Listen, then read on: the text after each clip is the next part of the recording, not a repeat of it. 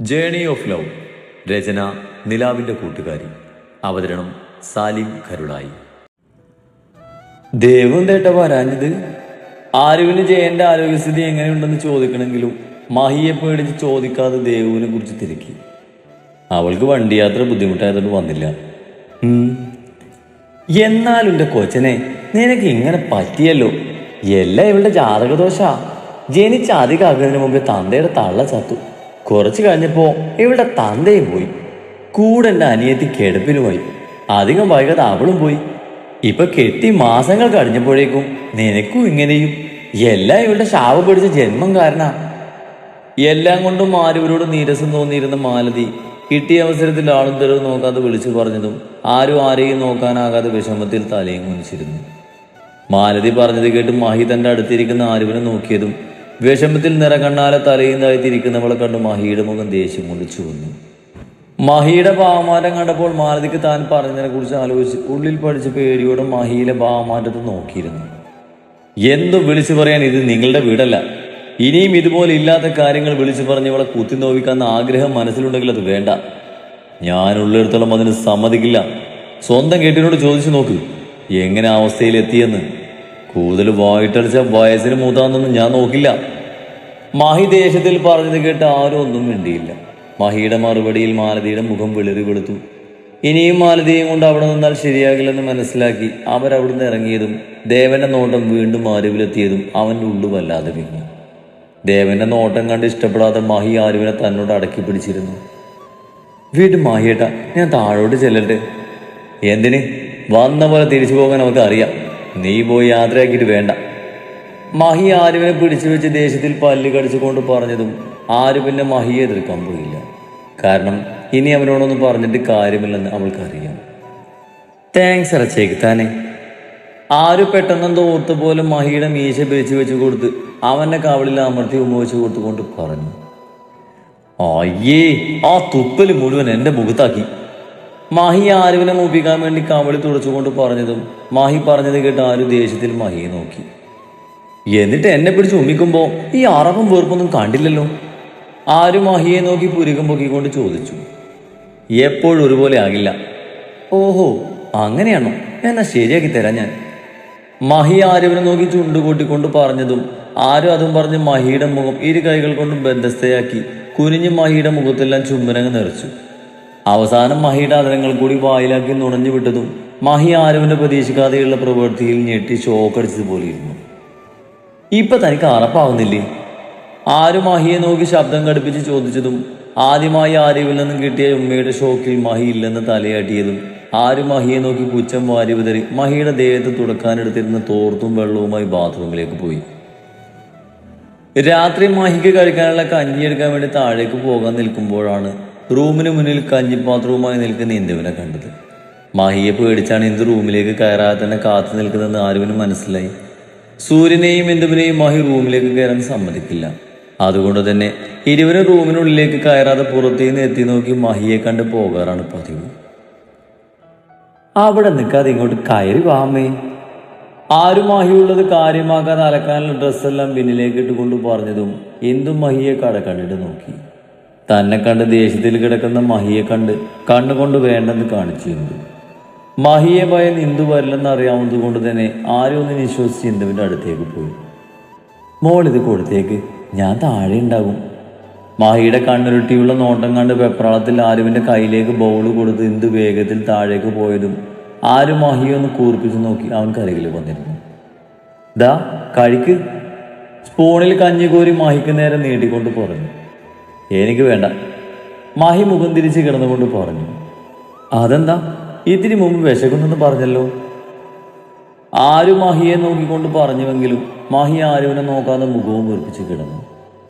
ദേ കുടിച്ചില്ലേ ഞാൻ ബലമായി വായിലേക്ക് ഒഴിക്കുവേ. ആര് പറഞ്ഞത് കിടന്ന് മഹി കുടിക്കില്ലെന്ന വാശിയിൽ പല്ല് കടിച്ചു പിടിച്ചു. ഇത് എന്തൊരു സ്വഭാവമാണ്. മഹിക്കൊരു ഭാവമാറ്റില്ലെന്ന് കണ്ടതും ആര് സ്വയം പറഞ്ഞു. നിനക്ക് ഞാൻ ശല്യല്ലേ? സഹായിക്കാൻ ബുദ്ധിമുട്ടുണ്ടെങ്കിൽ പോകാമായിരുന്നില്ലേ? മുഖവും വീർപ്പിച്ചുകൊണ്ട് മഹി പറഞ്ഞത് കേട്ട് ആരുവിൻ്റെ മുഖം വന്നു. എന്തിനാ മഹിയേട്ടാ വീണ്ടും ആ കാര്യങ്ങൾ പറയുന്നത്? ഞാൻ അപ്പോഴത്തെ ദേഷ്യത്തിലെ സങ്കടത്തിൽ അറിയാതെ പറഞ്ഞതാ, അല്ലാതെ മനഃപൂർവ്വം പറഞ്ഞതല്ല. അതിനെനിക്ക് കഴിയില്ല. അവസാനമായപ്പോഴേക്കും ആരുവിൻ്റെ കണ്ണുകൾ നിറഞ്ഞ് സ്വരം വിട്ടിരുന്നു. ആരുവിൻ്റെ നിറഞ്ഞ കണ്ണുകൾ കണ്ടതും ഒരു നിമിഷം മഹിയും വല്ലാതെയായി. അവൾ പറഞ്ഞത് കേട്ട് അവളെ കളിപ്പിക്കാൻ വേണ്ടി പറഞ്ഞതായിരുന്നു. പക്ഷേ അവൾക്ക് ഇത്രയ്ക്ക് സങ്കടമാകുമെന്ന് മഹി കരുതിയില്ല. എന്ത് ദേഷ്യത്തിൻ്റെയും സങ്കടത്തിൻ്റെയും പുറത്താണ് നീ ഉദ്ദേശിച്ചത്? മഹിയുടെ സംശയത്തോടെയുള്ള ചോദ്യം കേട്ടതും ആരും എന്ത് പറയണമെന്ന് അറിയാതെ പരിങ്ങി. ആരുഷി? അത് പിന്നെ അന്ന് എനിക്ക് വയ്യാതെയായി ഹോസ്പിറ്റലിൽ പോയില്ലായിരുന്നു. അന്ന് വരുന്ന വഴി നമ്മൾ ഭക്ഷണം കഴിച്ച് ഇറങ്ങിയപ്പോൾ UP-യിലെ ടീച്ചറെ വർക്ക് ചെയ്യുന്ന ആദ്യം നമ്മൾ കണ്ടിരുന്നു. കൂടാതെ നിങ്ങൾ എന്നെ ഇടയ്ക്ക് ഓഫീസിലേക്ക് വിളിപ്പിക്കുന്നത് കൊണ്ട് എല്ലാവർക്കിടയിൽ മുറുമുറുപ്പുണ്ടായിരുന്നു. പിന്നെ അന്ന് നിങ്ങൾ എന്നെ ഉമ്മ വെക്കുന്നത് ക്ലീൻ ചേച്ചി കണ്ടില്ലേ? എല്ലാം കൂടി ആയതും അവർ തെറ്റിദ്ധരിച്ചു. എല്ലാവർക്കും ഇടയിൽ വെച്ച് അവൾ എന്നെയും നിങ്ങളെയും ചേർത്ത് വേണ്ടാത്ത പറഞ്ഞു. കൂടെ കല്യാണം കഴിഞ്ഞിട്ടും മറ്റൊരു പുരുഷനോടൊപ്പം അഴിഞ്ഞാടി നടക്കുന്ന ഞാൻ തേവടിക്ക് സമമാണെന്നും അങ്ങനെ എന്തൊക്കെയോ പറഞ്ഞു. ആതിരയുടെ വാക്കുകളും എല്ലാവരുടെയും പരിഹാസയ്ക്കായി ആകെ സങ്കടത്തിലാണ് ഇങ്ങോട്ട് വന്നത്. അപ്പോഴാ മഹിയേട്ടനും അച്ഛനും വഴക്ക് കൂടുന്നത് കേട്ടത്. നിങ്ങൾ ആ സ്ത്രീയുടെ കൂടെയാണെന്ന് കേട്ടപ്പോൾ സഹിക്കാൻ പറ്റിയില്ല. ആ ദേഷ്യത്തിൻ്റെയും സങ്കടത്തിൻ്റെയും പുറത്ത് പറഞ്ഞു പോയതാ. സോറി. അവളുടെ ഒരു കോറി. നിനക്ക് ഇങ്ങനെ തന്നെ വേണം. എല്ലാം നിന്റെ ഈഗോക്കാരൻ ഉണ്ടായതല്ലേ? ആര് പറഞ്ഞത് കേട്ട് മഹി ആരോടൊക്കെയുള്ള അമർഷം അവളോട് തീർത്തുകൊണ്ട് പറഞ്ഞു. ആണെങ്കിൽ ഞാനങ്ങ് സഹിച്ചു. അതിന് നിങ്ങൾക്ക് മുടക്കൊന്നുമില്ലല്ലോ. മാഹി പറഞ്ഞത് കേട്ട് ആര് ദേഷ്യത്തിൽ പറഞ്ഞതും മാഹി അവളെ നോക്കി പുച്ഛിച്ചു. അതെ, ഇതൊന്ന് കുടിച്ചേ, എന്നിട്ട് വേണം രാത്രി കഴിക്കാനുള്ള മരുന്ന് കുടിക്കാൻ. ആര് വീണ്ടും മഹിക്ക് നേരെ സ്പൂൺ നീട്ടിക്കൊണ്ട് പറഞ്ഞു. എനിക്ക് വേണ്ടെന്നല്ല നിന്നോട് പറഞ്ഞത്. ഇത് വല്ലാതെ കഷ്ടമായല്ലോ. ഭക്ഷണം കഴിക്കാതെ മരുന്ന് കുടിക്കാൻ പറ്റില്ല. നിനക്കറിയില്ലേ ഞാൻ അവരുടെ കൈ കൊണ്ടുണ്ടാക്കിയതൊന്നും കഴിക്കില്ലെന്ന്? പിന്നെ എന്തിനാ നീ അവർ കൊണ്ടു തന്ന കഞ്ഞി എന്നെ കൊണ്ട് കുടിപ്പിക്കാൻ നോക്കുന്നത്? ഇത് ഞാനുണ്ടാക്കിയതാണ്. ചൂട് പാകമായ കൊണ്ടുതരാൻ അമ്മയോട് പറഞ്ഞതായിരുന്നു. അതുകൊണ്ട് അമ്മ കൊണ്ടു തന്നത്. ആരും മഹിയെ പറഞ്ഞ് മനസ്സിലാക്കാൻ നോക്കി. അവർ തൊട്ടത് കൊണ്ട് ഞാനിത് കുടിക്കില്ല. മഹി മുഖവും വീർപ്പിച്ചുകൊണ്ട് പറഞ്ഞു. അതെന്താ, ഈ കഞ്ഞി നിങ്ങളെ പിടിച്ച് വിഴുങ്ങോ? ചുമ്മാ വാശി കണക്കാതെ കുടിക്കാൻ നോക്ക്. അതും പറഞ്ഞ് ആര് സ്പൂൺ മഹിയുടെ ചുണ്ടിൽ മുട്ടിച്ചതും മഹി ദേഷ്യത്തിൽ അത് തട്ടിത്തെറിപ്പിച്ചു. സ്പൂൺ ആരുവിൻ്റെ കയ്യിൽ നിന്ന് നിലത്തേക്ക് വീണു. കൂടാതെ അതിലുണ്ടായിരുന്ന കഞ്ഞി നിലത്തേക്കായി. ഇത്രക്ക് വാശി പാടില്ല മഹിയേട്ട. ഇത് മാത്രം എന്ത് തെറ്റാ അമ്മ ചെയ്തത്? ഭാര്യ മരിച്ച ഭർത്താവ് രണ്ടാമത് കെട്ടുന്നത് സ്വാഭാവിക. അത് നിങ്ങൾക്ക് മനസ്സിലാകില്ലെങ്കിൽ പറഞ്ഞിട്ട് കാര്യമില്ല. വിശപ്പ് സഹിച്ച് കിടന്നോ ഇനി? മഹി തട്ടിക്കളഞ്ഞ ദേഷ്യത്തിൽ അതും പറഞ്ഞ് നിലത്ത് വീണ് കിടക്കുന്നത് ക്ലീൻ ചെയ്ത് ആര് താഴേക്ക് പോയി. ഞാൻ പറഞ്ഞില്ലേ മോളെ, ഞാൻ കൊണ്ടുവന്ന മാഹിക്കൂട്ടം കുടിക്കില്ലെന്ന്. കിച്ചണിലേക്ക് വന്ന ആരുവിൻ്റെ കയ്യിലെ ബൗളിലുള്ള കഞ്ഞി അതുപോലെ തന്നെ ഉള്ളത് കണ്ട് എന്തു വിഷമത്തോടെ പറഞ്ഞു. സാരല്ല അമ്മ, വിഷമിക്കണ്ട. അമ്മക്ക് അമ്മയുടെ പഴയ മാഹിക്കൂട്ടനെ ഞാൻ തിരികെ തരും. ഇതെൻ്റെ വാക്കാ, അമ്മക്ക് വിശ്വസിക്കാം. അതുകൊണ്ട് ഇനി വെറുതെ ഓരോന്നോത്ത് വിഷമിക്കണ്ട കേട്ടോ. ഇന്ദുവിനെ ചേർത്ത് പിടിച്ച് ആര് പറഞ്ഞതും ഇന്ദു നിറകണ്ണുകളോട് അവളെ നോക്കി തലയാട്ടി. വിശപ്പും മരുന്നിൻ്റെ എഫക്റ്റും കാരണം മുറിവിലെ വേദനയ്ക്ക് കൂടി സഹിക്കവയ്യാതെ മഹി ബെഡിൽ കിടന്ന് ഞെരിവിരി കൊള്ളുമ്പോഴാണ് ആര് വേറൊരു വലിയ പാത്രവും പിടിച്ച് അങ്ങോട്ട് വന്നത്. അതെ, വെജിറ്റബിൾ സൂപ്പാ, ഞാൻ ഉണ്ടാക്കിയതാ. ഞാനല്ലാതെ വേറൊരാളും തൊടാനും പിടിക്കാനും വന്നിട്ടില്ല. അതുകൊണ്ട് ഇത് കഴിക്കാലോ അല്ലേ? ആര് മഹിയെ നോക്കി ചോദിച്ചു. ആര് കഴിക്കാനുള്ളത് കൊണ്ടുവന്നതിൽ മഹിക്ക് ആശ്വാസം തോന്നിയെങ്കിലും അത് പുറത്ത് കാണിക്കാതെ ഗൗരവത്തിൽ മൂളിയതും ആര് ബൗളുമായി അവനടുത്ത് വന്നിരുന്നു. വല്ലാത്ത വാശി തന്നെ. ഇവിടുന്ന് എണീക്കട്ടെ, നിങ്ങളുടെ വാശിയും ദേഷ്യവും ഞാൻ ശരിയാക്കി തരുന്നുണ്ട്. ഒരു മുടക്കും പറയാതെ കോരിക്കൊടുത്ത സോപ്പും മുഴുവൻ കുടിച്ച മഹിയെ നോക്കി ആരും മനസ്സിൽ പറഞ്ഞു. എന്നിട്ട് അവനെ ക്ലീനാക്കി മടിച്ചിരുന്ന മഹിക്ക് ബലമായി മരുന്ന് കൊടുത്ത് നന്നായി പുതപ്പിച്ചു കൊടുത്ത് താഴേക്ക് പോയാണ്. മഹിക്കുട്ടൻ കഴിച്ചില്ലേ മോളെ? താഴേക്ക് വന്ന ആരുവിനെ കണ്ട് ഡൈനിങ് ടേബിളിൽ ഭക്ഷണപാത്രം കൊണ്ടുവച്ച് സൂര്യക്ക് വിളമ്പി കൊടുക്കുന്നതിനിടയിൽ ഇന്ദു ചോദിച്ചു. കഴിച്ചമ്മേ. എന്നാ മോള് കൂടെ ഇരിക്ക്, കഴിക്കാം. ഇന്ദു പ്ലേറ്റ് എടുത്ത് വെച്ചുകൊണ്ട് പറഞ്ഞതും ആര് കയ്യിലുള്ള പാത്രം അടുക്കളയെ കൊണ്ടുവച്ച് കൈ കഴുകി ഭക്ഷണം കഴിക്കാൻ വന്നിരുന്നു. സീതമ്മയോടമേ? സീതയെ കാണാതെ വന്നതും ആര് ചോദിച്ചു. ചേച്ചി ഇന്ന് നേരത്തെ കഴിച്ചു കിടന്നു. അതെന്തു പറ്റി? വയ്യേ? ചെറിയൊരു തലവേദന, അതുകൊണ്ട് മരുന്ന് കുടിച്ച് കിടന്നു.